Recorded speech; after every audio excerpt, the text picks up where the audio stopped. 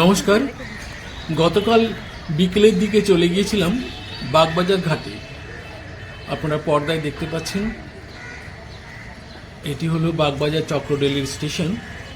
এখান থেকে খানিকটা দূরে রয়েছে মায়ের ঘাট, তবে মায়ের ঘাটে যাওয়া হয়নি। আমি এই বাগবাজার চক্র রেলের স্টেশন থেকে আমার যাত্রা শুরু করলাম। ডান দিকে রয়েছে আমার গঙ্গা, এটা দেখলেন বাগবাজার গঙ্গা তীর ভাগবত সমাজ। এই গঙ্গার পাশের যে রাস্তাটা, এটা স্ট্যান্ড ব্যাংক রোড বলা হয় এর নাম, রাস্তাটির নাম। তো এই রাস্তা দিয়ে চলা শুরু করলাম। আমার ডান দিকে রয়েছে গঙ্গা আর বাঁ দিকে রয়েছে নানা দোকানের শাড়ি, নানা রকম পসরা বিক্রি হচ্ছে, কিছু খাবার দাবার পাওয়া যায় সেই দোকানে। আমি ধীরে ধীরে এগিয়ে চললাম। ডান দিকে সেই বিশাল বাড়ি যেটা আগে দেখিয়েছি, বাগবাজার গঙ্গা তীর ভাগবত সভা। দেখুন নিচে লেখা রয়েছে স্ট্যান্ড ব্যাংক রোড। বাড়িটি বেশ সুন্দর, পরিষ্কার পরিচ্ছন্ন। এখানে প্রায়ই নানা রকম ধর্মীয় অনুষ্ঠান, ধর্মীয় সভা এবং নানা রকম ধর্মীয় সঙ্গীতের আসর বসে। এখানে যেহেতু পাশেই গঙ্গা রয়েছে, তাই গঙ্গার জল নেবার জন্য এখানে প্লাস্টিকের জেরিকেন বা পাত্র বিক্রি হচ্ছে। এখানে গঙ্গা মাটি বিক্রি হচ্ছে, দেখুন তাল তাল করে রাখা আছে গোল গোল করে। এখান থেকে গঙ্গা মাটি অনেকে বাড়িতে নিয়ে যান, নানা শুভ কাজে ব্যবহার হয় বা বিভিন্ন পুজোতে ব্যবহার করা হয়। ডান দিকে গঙ্গা আর বাঁ দিকে সারি সারি দোকান, তার মধ্যে দিয়ে আমি হেঁটে চলেছি। আর ডান দিকে চোখে পড়ল গঙ্গায় সূর্যাস্তের দৃশ্য, বড়ই মনোরম সে দৃশ্য। ভাবতে খুব অবাক লাগে, এই সেই গঙ্গা যে গঙ্গা উত্তরাখণ্ডের গোমুখ পর্বতের গুহা থেকে নির্গত হয়ে কত শহর, বন্দর, নগর, জনপদ হয়ে আমাদের এই পশ্চিমবঙ্গের কলকাতার পাশ দিয়ে গিয়ে গঙ্গাসাগরে গিয়ে পতিত হয়েছে। আমরা সে গঙ্গাসাগরে বেড়াতে যাই, সেখানে কপিলমুনির আশ্রম আছে। সেখানে প্রতি বছর পৌষ সংক্রান্তির দিনে বিশাল করে মেলা বসে, সেখানে মন্দিরে পুজো হয়, কত লক্ষ লক্ষ মানুষের সমাগম ঘটে সেখানে। আমরা গঙ্গার ধার দিয়ে এগিয়ে চলেছি। এটি হচ্ছে বাগবাজার জেটি। এখান থেকে লঞ্চে করে গঙ্গার ওপারে অর্থাৎ হাওড়ায় পৌঁছানো যায়। আপনারা দেখতে পাচ্ছেন বাঁদিকে সারি সারি দোকান আর ডান দিকে রয়েছে গঙ্গা, সমান তালে বয়ে চলেছে। কত মানুষ আসেন এখানে, সকাল থেকে রাত অবধি নানা ধরনের মানুষ এখানে আসেন। দেখুন গঙ্গার ধারে ফেলে যাওয়া একটি শিবের মূর্তি রয়েছে, বেশ বড় সড়ো মূর্তি। পাশে রয়েছে গঙ্গা, আর সেই গঙ্গায় কিন্তু অলসভাবে নৌকো ভেসে রয়েছে। এখানে একটি মন্দির রয়েছে, মন্দিরটি দেখছেন। মন্দিরে একজন ভক্ত পরিষ্কার পরিচ্ছন্ন করছেন মন্দিরের ভেতরটা। এখানে নানা ধরনের শিবলিঙ্গ এবং অন্যান্য দেবদেবীর মূর্তি রয়েছে। আবার একবার আপনাদের গঙ্গায় সূর্যাস্তের দৃশ্য দেখানোর চেষ্টা করছি। আপনারা দেখছেন সন্ধেবেলায় এখানে এলে এই সূর্যাস্তের দৃশ্যই আপনার মন কেড়ে নেবে। দেখুন গঙ্গার ঘাটে কত মানুষ বসে আছেন,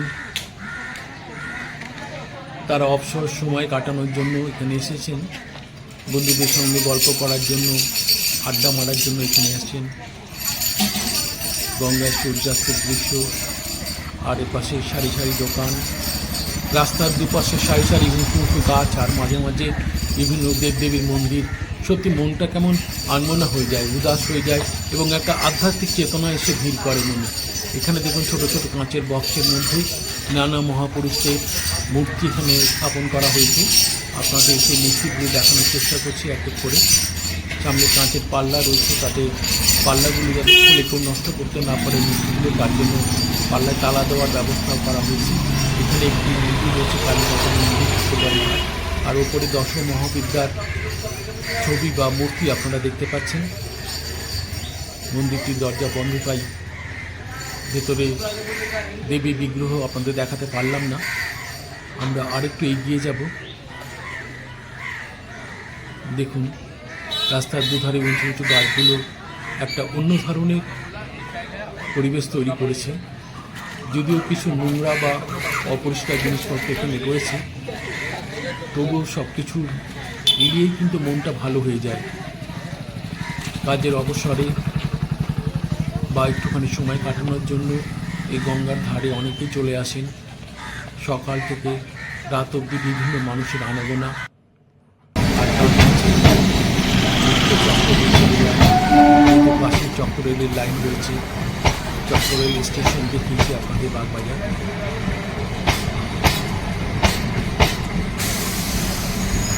এখানে চক্ররেলতেও আসা যায়, বাসও আসা যায়, বা শ্যামবাজার মেট্রো স্টেশন থেকে অটো করেও কিন্তু এই বাগবাজার ঘাটে চলে আসা যায়। আমরা আবার রাস্তা দিয়ে হেঁটে চলেছি। গঙ্গা আমাদের ডান দিকে, আবার গাছপালার ফাঁক দিয়ে সূর্যাস্তের দৃশ্য।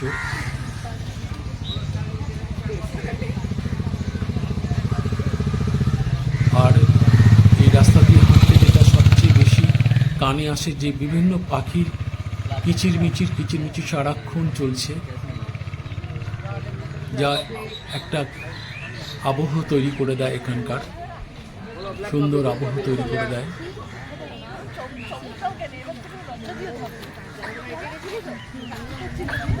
বাগবাজার ঘাটের দৃশ্য আপনি দেখালাম। তবে বাগবাজার কিন্তু একটা ঘাট নয়, অনেকগুলো ঘাট আছে। সবকটা ঘাটই বাঁধানো, এবং সেই ঘাটের বাঁধানো সিঁড়ি কিন্তু গঙ্গায় নেমে গেছে। সেই বাঁধানো সিঁড়ি দিয়ে কিন্তু গঙ্গায় নেমে যাওয়া যায়, সেখানে স্নান করা যায়, বা সেই গঙ্গার জল নিয়ে আসা যায়, যেটা আপনাদের আগেই বলেছি। আর গঙ্গায় চলমান নৌকো বা লঞ্চ দেখতে ভীষণই ভালো লাগে। চলুন বন্ধুরা, আজকের ভিডিও তাহলে এখানেই শেষ করি। সবাই খুব ভালো থাকবে।